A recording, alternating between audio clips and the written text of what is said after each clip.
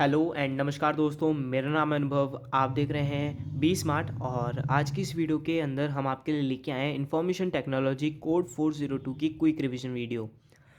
तो बिना किसी देरी के शुरू करते हैं।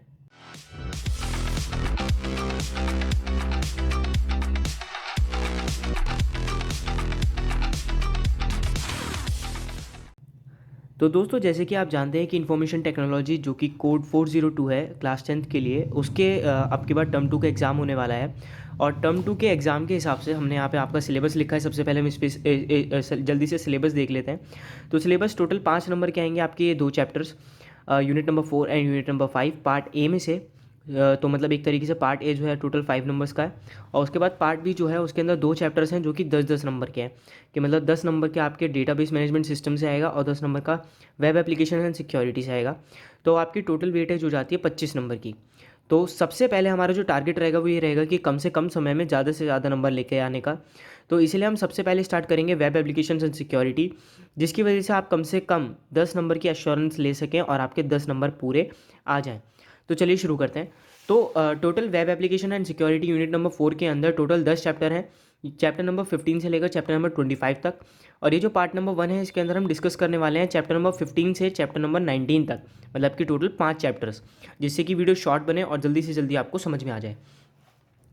तो चैप्टर नंबर 15 का नाम है working with accessibility options. Accessibility का मतलब क्या होता है कि एक ऐसे ऑप्शंस जिनकी मदद से आपका जो यूज़र एक्सपीरियंस है वो ज़्यादा अच्छा हो जाए और आपको ईजी हो किसी भी डिवाइस को यूज़ करने के लिए। और जो फिजिकली डिसेबल्ड लोग होते हैं उनकी भी हेल्प कर सकता है ये एक्सेसिबिलिटी ऑप्शंस। तो सबसे पहले आता है कॉमन एम्पेयरमेंट्स। कॉमन एम्पेयरमेंट्स का मतलब क्या है कि ऐसी कौन कौन सी दिक्कतें हैं जो कॉमन है, ज़्यादातर लोग एक्सपीरियंस करते ही हैं अपनी डेली लाइफ में नहीं, या फिर स्पेशल पीपल जो होते हैं वो एक्सपीरियंस करते हैं। जैसे कि विजुअल इम्पेयरमेंट। विजुअल इम्पेयरमेंट का मतलब देखने की प्रॉब्लम। जो लोग देख नहीं पाते हैं तो उनकी हेल्प कौन कर सकता है? ऐसे एक्सेसिबिलिटी ऑप्शंस कर सकते हैं। फिर उसके बाद हियरिंग एम्पेयरमेंट्स की मतलब सुनने की प्रॉब्लम।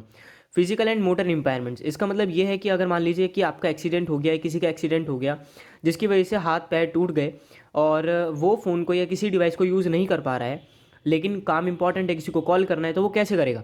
तो इस चीज़ को भी एक्सेसिबिलिटी ऑप्शंस ईजी बनाते हैं। फिर उसके बाद आते हैं लर्निंग डिसेबिलिटीज़। असल में क्या होता है कि कुछ लोगों को लर्न करने में प्रॉब्लम होती है, याद करने में दिक्कत होती है। तो उन ऑप्शंस के लिए भी एक्सेसिबिलिटी ऑप्शंस हैं जिनकी वजह से आपको उन चीज़ों में भी हेल्प मिलेगी। फिर उसके बाद आते हैं आपके कॉमन टूल्स। कॉमन टूल्स मतलब कि ऐसे कौन कौन से टूल्स हैं जो कि हर डिवाइस में पा ही जाते हैं मिनिमम, और आप उनको यूज़ कर सकते हो अपने एक्सेसिबिलिटी ऑप्शंस की तरह, और अपने एक्सपीरियंस को आप और ज़्यादा एनहेंस कर सकते हो। तो इस चीज़ में सबसे पहले आता है मैग्नीफायर, जिसके अंदर आपके डिस्प्ले पर कोई भी कंटेंट है उसको आपको बड़ा करके देखना है तो आप मैग्नीफायर की हेल्प से देख सकते हो। फिर आता है नरेटर। नरेटर जो भी आपकी स्क्रीन पर होता है उसको नरेट करके बताता है, मतलब बोल के बताता है। फिर उसके बाद आता है आपका ऑन स्क्रीन कीबोर्ड। ये हमारे टच स्क्रीन फ़ोन्स के अंदर तो होता ही है, लेकिन ये आजकल हम कंप्यूटर में भी देख रहे हैं कि ऑन स्क्रीन अगर आपका फिजिकल कीबोर्ड, हार्डवेयर कीबोर्ड काम नहीं कर रहा है तो आप ऑन स्क्रीन कीबोर्ड को भी लेकर आ सकते हो। फिर उसके बाद आता है आपका सेटअप हाई कॉन्ट्रास्ट। इसके अंदर क्या होता है कि आप जो हाई कॉन्ट्रास्ट वीडियो है उनको, हाई कॉन्ट्रास्ट डिस्प्लेज हैं उनको आप यूज़ कर सकते हो, हाई कॉन्ट्रास्ट कलर्स को यूज़ कर सकते हो, जिसकी वजह से अगर आपको कलर ब्लाइंड है या फिर आप चीज़ों को सही से देख नहीं पा रहे हो तो आप हाई कॉन्ट्रास्ट की मदद से देख सकते हो। ये आप एक्सपीरियंस करते हो डार्क मोड की तरह। जो डार्क मोड होता है उसके अंदर भी कुछ हाई कॉन्ट्रास्ट टाइप का ही होता है, लेकिन उसमें कलर ज़्यादा डार्क नहीं होते हैं, लेकिन हाई कॉन्ट्रास्ट के अंदर कलर्स बहुत ज़्यादा डार्क होते हैं। फिर उसके बाद आता है आपका use computer without a display. इसके अंदर हम तो एक्सपीरियंस नहीं कर सकते कि बिना डिस्प्ले के हम किसी कंप्यूटर को या किसी डिवाइस को यूज़ कर सकते हैं, लेकिन हाँ हमारे पास कुछ ऐसे एक्सेसिबिलिटी ऑप्शंस हैं जिनकी मदद से हम जो कंप्यूटर है उसको बिना डिस्प्ले के यूज़ कर सकते हैं। जैसे कि सबसे पहला आता है टर्न ऑन नरेटर। अगर आप नरेटर को ऑन कर लेते हो तो नरेटर आपको बताता रहेगा कि आपकी स्क्रीन पर क्या है क्या नहीं है, जिसकी मदद से आपको यूज़ करने में आसानी होगी। फिर उसके बाद आता है turn on audio description. Audio description अगर आप ऑन कर देंगे तो उसकी मदद से आपको पता चलता है, आप सबसे पहले आप क्लिक करेंगे और क्लिक करने के बाद आपको उस चीज़ का इन्फो मिल जाएगा। मान लीजिए आप होम बटन पे हैं और आपने स्टार्ट बटन पे क्लिक किया, तो जो ऑडियो डिस्क्रिप्शन है उसकी मदद से आपको ये पता चल जाएगा you have clicked on start button. Okay, तो आपको इस तरीके से पता चलता रहेगा, नरेट करता रहेगा वो। फिर उसके बाद आता है turn off all unnecessary animations. जब आप डिस्प्ले को यूज़ कर ही नहीं रहे हो तो एनिमेशंस को क्यों ही चलाना, क्यों ही यूज़ करना। तो आप एनिमेशंस को भी डिसेबल कर सकते हो, जिसकी वजह से आपकी जो प्रोसेसिंग स्पीड है वो फास्ट हो सकती है। फिर उसके बाद आता है आपका how long Windows notification dialog box will open. इसका मतलब ये है कि मान लीजिए आपका कोई विंडोज़ कोई नोटिफिकेशन आई तो वो क्लोज़ नहीं होती है ऑटोमेटिकली। तो आप उसका भी टाइमर सेट कर सकते हो कि कोई भी नोटिफिकेशन आई वो ज़्यादा से ज़्यादा 10 सेकंड्स, 15 सेकंड्स, 5 सेकंड्स तक रहे और उसके बाद वो हट जाए। फिर उसके बाद आती है हमारी make the computer easier to see. अब इसके अंदर क्या है कि हमारा जो कंप्यूटर है उसको हम किस तरीके से और ज़्यादा आसान बना सकते हैं देखने के लिए। तो सबसे पहले आप कलर और ट्रांसपेरेंसी जो विंडो बॉर्डर्स हैं उनकी सेट कर सकते हो, जिसकी वजह से आपको आसानी होगी कि कंप्यूटर जो है उसको आप इजीली देख सकते हो, मतलब देखने में अच्छा भी लगेगा, मतलब कस्टमाइज़ कर सकते हो। आप उसकी ट्रांसपेरेंसी को ट्रांसलूसेंट कर सकते हो जिससे और ज़्यादा एनहेंसमेंट मिलेगी। फिर उसके बाद आता है फाइन ट्यून डिस्प्ले इफेक्ट्स। जो डिस्प्ले इफेक्ट्स हैं, जैसे कोई एप्लीकेशन आपने खोली तो वो किस तरीके से खुलनी है, कौन सा एनिमेशन आना है, ये भी आप सेट कर सकते हो। फिर उसके बाद जो आपका फोकस रेक्टेंगल थिकर कर सकते हो। जो आपका फोकस रेक्टेंगल होता है चारों तरफ स्क्रीन के, आप उसको और ज़्यादा थिक कर सकते हो, बॉर्डर्स को थिक कर सकते हो। फिर उसके बाद आता है आपका सीधा थिकनेस ऑफ ब्लिंकिंग कर्सर। तो इसके अंदर क्या होता है कि जो आपका कर्सर है माउस का, तो उसे भी आप और ज़्यादा थिक कर सकते हो, जिसकी वजह से आपको आसानी होगी कर्सर को ट्रेस करने में। फिर उसके बाद आता है रिमूव बैकग्राउंड इमेजेस। ऐसा होता है कई बार कि हम ऐसी इमेजेस को यूज़ करते हैं जिसकी वजह से ना हमारे जो कंटेंट होते हैं वो छिप जाते हैं। तो अब क्या होगा कि अगर आप रिमूव कर दोगे इन बैकग्राउंड इमेजेस को तो आपको आसानी होगी अपने एप्लीकेशंस को देखने में और उन्हें यूज़ करने में। फिर उसके बाद आता है यूज़ कंप्यूटर विदाउट कीबोर्ड और माउस। तो हम लोग सोच भी नहीं सकते कि विदाउट माउस भी हो सकता है, लेकिन हाँ ये पॉसिबल है। कैसे, वो मैं बताता हूँ। Use on screen keyboard. अगर आपका कीबोर्ड ख़राब हो जाता है तो आप ऑन स्क्रीन कीबोर्ड को यूज़ कर सकते हो। और यूज़ स्पीच रिकॉग्नाइजेशन। अगर आपका माउस ख़राब हो जाता है तो आप स्पीच रिकॉग्नाइजेशन का यूज़ कर सकते हो। तो कंप्यूटर के अंदर कॉर्टेना होता है जिसकी मदद से आप स्पीच रिकॉग्नाइजेशन कर सकते हो और अपने मनपसंद एप्लीकेशन आप खोल सकते हो। फिर उसके बाद आता है आपका make the mouse easier to use. अब आप माउस को किस तरीके से ईजियर बना सकते हो यूज़ करने के लिए। अभी हमने कंप्यूटर को तो देख लिया, अब हमारी बारी है माउस की। तो माउस के अंदर सबसे पहले आप कलर और साइज़ जो है वो चेंज कर सकते हो माउस पॉइंटर्स का, जिसकी वजह से आप उसे आराम से ट्रेस कर सकते हो। फिर उसके बाद आप turn on mouse keys you कर सकते हो कि मतलब आपने डबल क्लिक किया तो क्या होगा, ट्रिपल क्लिक किया तो क्या हो गया। तो आजकल ये लैपटॉप में जेस्चर की तरह आता है, लेकिन हाँ आप कंप्यूटर्स में माउस क्लिक्स के हिसाब से भी कर सकते हो। फिर उसके बाद आता है आपका activate a window by hovering over it with mouse. तो इसके अंदर क्या होता है कि मान लीजिए आप दिस पीसी खोलना है आपको, तो जैसे ही आप माउस को माउस के कर्सर को उसके ऊपर ले गए, बस दिस पीसी के ऊपर ले गए, वो खुल जाएगा। तो ये होता है कि जो विंडो है वो ओपन हो जाएगी बस उसके ऊपर ले जाने से, होवर करने से। फिर उसके बाद आता है prevent windows from being automatically arranged when move to the edge of the screen. तो इसके अंदर क्या होता है कि मान लीजिए कोई विंडो है, दिस पीसी की विंडो ले लेते हैं, वो मिनिमाइज्ड है या फिर आपने स्मॉल साइज़ की कर रखी है। तो अगर आप उसे पकड़ के एज तक ले जाएंगे, तो जैसे ही आप एज तक ले जाएंगे तो वहाँ पे आपको ऑप्शंस मिल जाएंगे कि आप इसे फुल स्क्रीन चाहते हैं, हाफ स्क्रीन चाहते हैं, एक चौथाई पार्ट देना चाहते हैं, कितना देना चाहते हैं, वो आप एक्सपीरियंस कर सकते हैं। आप किसी भी विंडो को पकड़ के एज तक ले जाइएगा, आपको पता चल जाएगा। फिर उसके बाद आता है make keyboard easier to use. अब कीबोर्ड किस तरीके से ईजियर बना सकते हैं, तो सबसे पहले आप माउस कीज़ को ऑन कर लीजिए, स्टिकी कीज़ को ऑन कर सकते हैं, टॉगल कीज़ को ऑन कर सकते हैं, फिल्टर कीज़ को ऑन कर सकते हैं, बाउंस कीज़ को ऑन कर सकते हैं और रिपीट एंड स्लो की को यूज़ कर सकते हैं। फिर उसके बाद आता है आपका चैप्टर नंबर 16। चैप्टर नंबर 15 इतना ही था। चैप्टर नंबर 16 के अंदर आता है types of networks. Network start करने से पहले, नेटवर्किंग फंडामेंटल स्टार्ट करने से पहले हमें ये पता होना चाहिए कि नेटवर्क्स होते क्या हैं। तो नेटवर्क्स होते हैं कि जब आप एक कंप्यूटर से दूसरे कंप्यूटर को कांटेक्ट करते हो या फिर डेटा ट्रांसफ़र करते हो एक दूसरे को, तो उसे कहते हैं नेटवर्किंग। ओके, मान लीजिए आपका एक फ्रेंड है और एक दूसरा फ्रेंड है, ए और बी, ये दो फ्रेंड्स हैं। तो अगर ए बी को कॉल करता है तो ये एक नेटवर्क होगा, ठीक है, कि ए ने बी को कॉल किया या फिर डेटा ट्रांसफ़र किया या जो भी कंटेंट था वो शेयर किया, तो ये हो गया एक नेटवर्क। तो जब बहुत सारे कंप्यूटर्स, ज़रूरी नहीं है कि दो ही कंप्यूटर्स के बीच में हो, 3 4 5 अनलिमिटेड नंबर ऑफ कंप्यूटर्स भी हो सकते हैं, तो वो भी एक अंडर नेटवर्क के होते हैं। फिर उसके बाद जो हमारे नेटवर्क्स आते हैं वो टोटल 4 टाइप के होते हैं। सबसे पहला होता है पैन, लैन, मैन एंड वैन। तो यहाँ पे क्या है, ए एन का मतलब है एरिया नेटवर्क, और उसके आगे का जो भी पार्ट है डिफरेंस वो मैंने यहाँ पे लिख दिया। जैसे पी का प्राइवेट है, प्राइवेट एरिया नेटवर्क, लैन का है local area network, metropolitan area network, wide area network. तो इस तरीके से आप पढ़ सकते हो। फिर उसके बाद आता है आपका एडवांटेज ऑफ कंप्यूटर नेटवर्क्स। तो कंप्यूटर नेटवर्क्स के क्या क्या एडवांटेजेस होते हैं। सबसे पहले आपको sharing of hardware sharing of hardware कर सकते हो, शेयरिंग ऑफ सॉफ्टवेयर कर सकते हो, शेयरिंग ऑफ फाइल्स कर सकते हो, बैकअप कर सकते हो अपने डेटा को। कॉस्ट इफेक्टिव होता है, सस्ता होता है। फिर उसके बाद माइनर, अगर छोटे मोटे लेवल पर हुआ है तो उसका ब्रेकडाउन भी कम होगा, आप अपना पेपर और टाइम बचाते हो। फिर उसके बाद आता है आपका डिसएडवांटेजेस। एडवांटेजेस है तो डिसएडवांटेजेस भी ज़रूर होंगे। तो सबसे पहले जो स्टार्ट करने की कॉस्ट है वो बहुत ज़्यादा है, इनिशियल कॉस्ट बहुत ज़्यादा है, क्योंकि आपको नेटवर्किंग टावर्स लगाने पड़ेंगे, आईएसपीज चाहिए और भी बहुत सारी चीज़ें हैं। फिर उसके बाद आता है आपका मेंटेनेंस एंड एडमिनिस्ट्रेशन। इसके अंदर क्या होता है, जो आपका मेंटेनेंस होती है या फिर एडमिनिस्ट्रेशन होता है, ये बहुत ज़्यादा डिफिकल्ट होता है, क्योंकि आपको पूरे कंप्यूटर को एक तरीके से हैंडल करना होता है।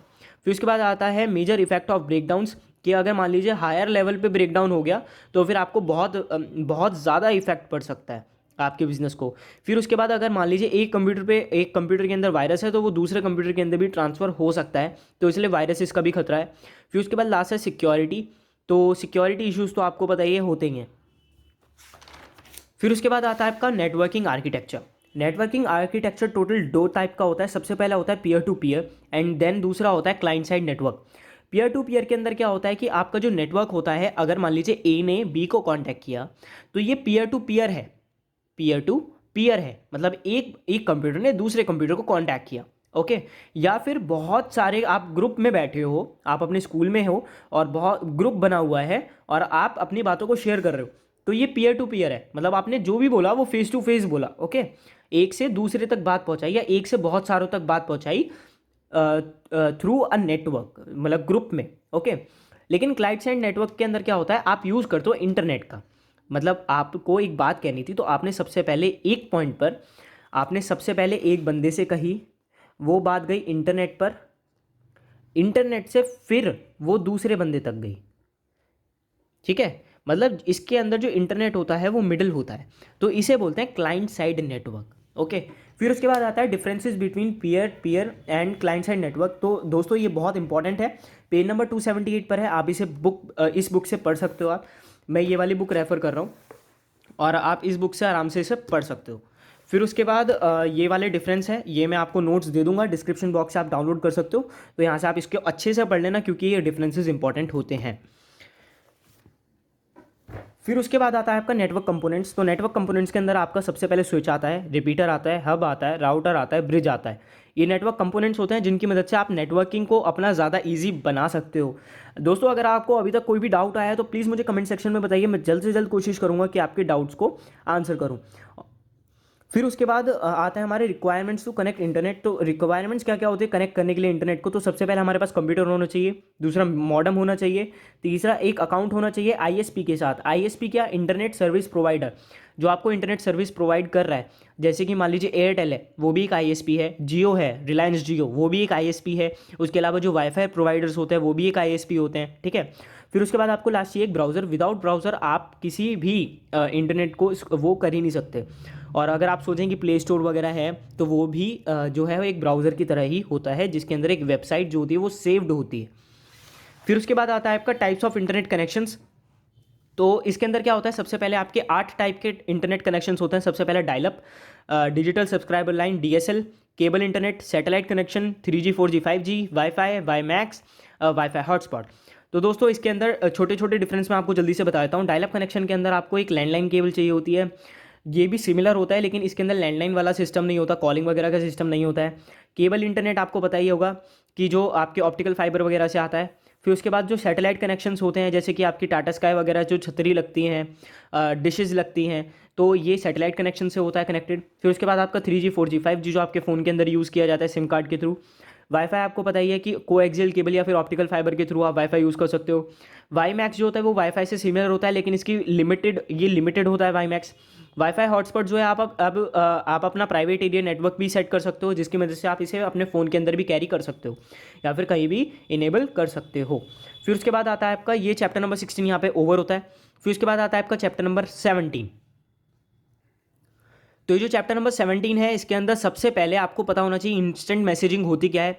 इंस्टेंट मैसेजिंग होती है कि अगर आपने कोई मैसेज भेजा तो रियल टाइम दूसरे बंदे के पास पहुंच जाए, ठीक है। मतलब आपने मानो 1:01 पे किसी को टेक्स्ट किया तो वो 1:01 पर ही, या फिर ज़्यादा से ज़्यादा जो डिले है वो 1:02 तक हो तो वो रियल टाइम माना जाता है। तो विद इन सेकेंड्स और within some minutes 1-2 minutes अगर वो जो टेक्स्ट है वो एक इंसान से दूसरे इंसान तक जा रहा है तो वो इंस्टेंट मैसेजिंग के अंदर आता है। ये सारा प्रोसेस जो होता है वो रियल टाइम होता है। रियल टाइम यहाँ पे कीवर्ड है। फिर उसके बाद आते हैं आपके की फीचर्स ऑफ इंस्टेंट मैसेजिंग। तो दोस्तों ये भी बहुत इंपॉर्टेंट था और ये भी आप इस बुक से पढ़ सकते हो। इस बुक के अंदर जो आपके वो हैं ये जो पेज नंबर है 285, यहाँ पर की फीचर्स ऑफ इंस्टेंट मैसेजिंग दे रखे हैं। इसके अंदर कुछ समझना नहीं है, या आपको रीडिंग करनी है और याद करने हैं, पॉइंट्स इंपॉर्टेंट हैं, ये आप कर लीजिएगा। फिर उसके बाद आता है आपका इंस्टेंट मैसेजिंग सर्विस कितने टाइप की होती है। तो इंस्टेंट मैसेजिंग सर्विस जो होती है वो टोटल 2 टाइप की होती है। एक होती है एप्लीकेशन बेस्ड होती है और एक होती है वेब बेस्ड। एप्लीकेशन बेस्ड का मतलब क्या है कि आप उसे एक एप्लीकेशन है उसको आप इंस्टॉल करते हो प्ले स्टोर से, डाउनलोड करते हो या फिर ऐप स्टोर से डाउनलोड करते हो और फिर उसके बाद यूज़ करते हो, तो वो एप्लीकेशन बेस्ड है। लेकिन अगर आप उसे वेबसाइट पे जाकर के एक्सेस करते हो तो वो वेब बेस्ड है। फॉर एग्जाम्पल व्हाट्सएप को आप इंस्टॉल करके भी यूज़ कर सकते हो, अगर आप चाहो तो वेबसाइट पर भी जाके यूज़ कर सकते हो। ठीक है। तो दोस्तों इसके अंदर एक एग्जांपल और यूज़ किया गया था जो था गूगल हैंगआउट्स का। तो गूगल हैंगआउट्स एक ऐसा प्लेटफॉर्म है जिसके ऊपर आप जीमेल के थ्रू चैटिंग कर सकते हो या फिर गूगल का सर्वर यूज़ करते हो आप हैंगआउट्स में। तो फ़िलहाल तो ये शायद बंद हो गया है लेकिन पहले था। तो हम अब जंप करते हैं चैप्टर नंबर 18 पर। जो चैप्टर नंबर 18 है उसे हम डिस्कस करेंगे इसी बुक से। तो चैप्टर नंबर 18 के अंदर सबसे पहले आता है चैटिंग यूजिंग गूगल हैंगआउट्स। तो गूगल हैंगआउट्स के अंदर आपको सबसे पहले क्या चाहिए, तो सबसे पहले आपको ब्राउज़र पे जाना है, hangout.google.com पर जाना है, ईमेल आईडी पासवर्ड डालना है। फिर उसके बाद वहाँ पे जो ग्रीन डॉट वगैरह आएंगी वहाँ पे आपको पता चलेगा कि कौन कौन ऑनलाइन है, कौन कौन से ग्रुप एडिड हैं, कौन से कॉन्टैक्ट लिस्ट है, कौन सी चैट विंडो है। तो इस तरीके से आप कोई भी इमोजीज भेज सकते हो, यहाँ पे क्लिक करके इमोजीज भेज सकते हो आप। फिर उसके बाद आता है क्या क्या एटिकेट्स हैं जो आपको ध्यान रखने चाहिए वाइल चैटिंग। तो ये भी आप पढ़ना क्योंकि इंपॉर्टेंट है, पूछा जा सकता है 2 नंबर में कि what are the etiquettes to be followed while chatting. तो ये आपको ध्यान रखना है, ये आप पढ़ लीजिएगा। फिर उसके बाद आता है using other instant messaging applications. तो ऐसी कौन कौन सी एप्लीकेशंस है जो कि इंस्टेंट मैसेजिंग को यूज़ करती हैं। तो सबसे पहले है गूगल हैंगआउट्स तो था ही, लेकिन आप गूगल हैंगआउट्स को यूज़ कर सकते हो जीमेल के साथ। तो ये वो भी यहाँ पे बताया हुआ है कि किस तरीके से कर सकते हो। फिर उसके बाद आता है आपका यूजिंग व्हाट्सएप ऑन मोबाइल। ये तो सब ने किया होगा। तो यहाँ पे आपको व्हाट्सएप को गूगल प्ले स्टोर से इंस्टॉल करना है या फिर ऐप स्टोर से डाउनलोड करना है, किस तरीके से एग्री एंड कंटिन्यू करना है, किस तरीके से न्यू चैट को स्टार्ट करना है। तो दोस्तों ये तो आपके प्रोसीजर डेली लाइफ के, ये तो आप पढ़ ही लोगे। चलिए, तो चैप्टर नंबर 18 जो था वो इतना ही था। और व्हाट्सएप, हाँ ये और देख लेते हैं कि व्हाट्सएप को आप कैसे यूज़ कर सकते हो वेबसाइट की फॉर्म में। तो यहाँ पे आपका web.whatsapp.com पर जाइए और यहाँ पे अपना व्हाट्सएप से QR कोड स्कैन कर लीजिए, दैट्स इट, आप लॉगिन कर जाएंगे। तो बस ये था चैप्टर नंबर 18 में। और चैप्टर नंबर 19 पर आते हैं। तो चैप्टर नंबर 19 के अंदर जो हमारी ब्लॉग्स है उसके बारे में हम बात करने वाले हैं। तो इसके अंदर फ्री ब्लॉग सर्विसेज जो होती हैं वो 4 टाइप की होती हैं फिलहाल जो हमें पता है। तो सबसे पहले वर्डप्रेस, ब्लॉगर, टम्बलर और विबली, ये 4 टाइप की फ्री सर्विसेज होती हैं जो हमें ब्लॉग करने के लिए अवेलेबल करती हैं, ब्लॉग कर सकते हैं हम। फिर उसके बाद क्या होते हैं इंपॉर्टेंट फीचर्स ब्लॉग के। तो सबसे पहले इंपॉर्टेंट फीचर्स का मतलब यह है कि आपको ज़्यादा इंटरनेट कनेक्शन की ज़रूरत नहीं है। अगर आपके पास 1 या 2 MB है, 10 MB है, तो आप आराम से ब्लॉगिंग कर सकते हो क्योंकि उसके अंदर आपको एक आर्टिकल ही पब्लिश करना होता है, कोई अपलोडिंग कहीं नहीं, कोई डाउनलोडिंग नहीं, सिर्फ वेबसाइट पर जाओ, लिखो एंड अपलोड कर दो, बात ख़त्म। फिर उसके बाद जो होता है इंटरेक्शन जो होता है वो रीडर से वो इजी होता है क्योंकि जो रीडर्स होते हैं, जो आपके रेगुलर रीडर्स होते हैं, वो आपकी बातों को पढ़ेंगे। आपने सुना होगा व्लॉगिंग करते हैं कई सारे लोग, तो व्लॉगिंग की तरह ही ये ब्लॉगिंग होती है जिसके अंदर आप डेली, व्लॉगिंग के अंदर तो आप डेली वीडियो बनाते हो, लेकिन ब्लॉगिंग के अंदर आप डेली लिखते हो और आपके जो रीडर्स हैं वो डेली आपकी कंटेंट को पढ़ते हैं। और कई सारे प्लेटफॉर्म्स ऐसे हैं जैसे blogger.com है जहाँ से आप पैसे भी कमा सकते हो ब्लॉगिंग के। तो ये है। फिर उसके बाद आपको इंटरनेट कनेक्शन ज़्यादा नहीं चाहिए। साइट builder.com से आप अपनी एक अच्छी सी साइट बना सकते हो। फिर उसके बाद ब्लॉग्स को आप किसी भी टॉपिक के ऊपर लिख सकते हो जैसे कि business, education, legal, travel, marketing, advertising, health, sports etcetera, जो भी आप चाहें। फिर उसके बाद क्या क्या चीज़ें आपको ध्यान में रखनी चाहिए ब्लॉगिंग के टाइम। तो दोस्तों ब्लॉगिंग को आप ये समझ सकते हैं कि जैसे कि आप ऐसे लिख रहे हैं कोई, तो ऐसे बिल्कुल ब्लॉग की तरह ही होता है। फिर उसके बाद आता है मेकिंग अ वर्डप्रेस अकाउंट कैसे बनाना है। यहाँ पे आप सिंपली ब्राउज़र पे जाओ, ये वाली वेबसाइट लिख दो, फिर उसके बाद प्रोडक्ट टैब में जाओ, वहाँ पे अपना स्टार्ट ब्लॉगिंग पे क्लिक कर दो, हो गया। देन ये यहाँ पे इन्होंने बताया हुआ है कि क्या क्या करना होता है। वैसे ये सारे स्टेप्स मेरे हिसाब से तो नहीं आते हैं। फिर उसके बाद आता है मेकिंग अ ब्लॉग पोस्ट। तो यहाँ पे आप ब्लॉग पोस्ट किस तरीके से करोगे ये यहाँ पे बताया हुआ है। फिर उसके बाद यहाँ पे आपका पब्लिशिंग अ ब्लॉग, पब्लिश कैसे करते हैं ब्लॉग को, ये है।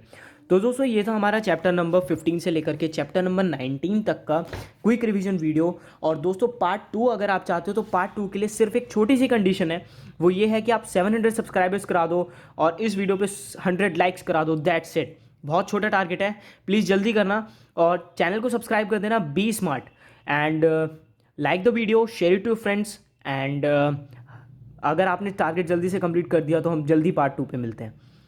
और हमें कमेंट सेक्शन में अपने डाउट ज़रूर बताइएगा और हमें ये भी ज़रूर बताइएगा कि आपको और कौन कौन से टॉपिक्स पे वीडियो चाहिए। तो आज के लिए इतना ही। जय हिंद, जय भारत।